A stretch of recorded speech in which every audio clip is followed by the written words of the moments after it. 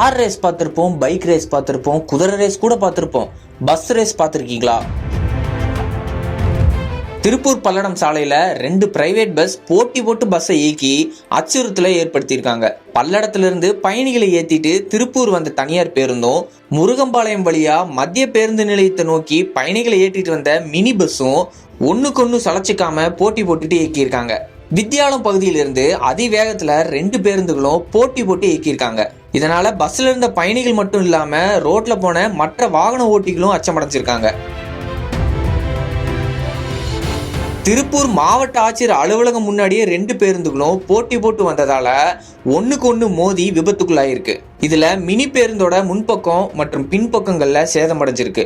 இதுக்கப்புறம் மாவட்ட ஆட்சியர் அலுவலகம் முன்னாடி பொதுமக்கள், வாகன ஓட்டிகள் 2 பேருந்து ஓட்டுநர்கள் மற்றும் நடத்துனர்களையும் எச்சரிக்கை செஞ்சிருக்காங்க. அதே வேளையில 2 பேருந்து ஓட்டுநர் மற்றும் நடத்துனர்களும் மாவட்ட ஆட்சியர் அலுவலகம் முன்னாடி பேருந்துகளை நடு ரோட்ல நிறுத்திட்டு இறங்கி வாய் தகராறுலையும் ஈடுபட்டு இருக்காங்க. இதனால அந்த பகுதியில போக்குவரத்து பாதிக்கப்பட்டிருக்கு. தொடர்ந்து பஸ்ல இருந்த பயணிகள் அவசரப்படுத்தினதால 2 பஸ் ஓட்டுநர்களும் பஸ்ஸை மத்திய பேருந்து நிலையத்தை நோக்கி இயக்கியிருக்காங்க.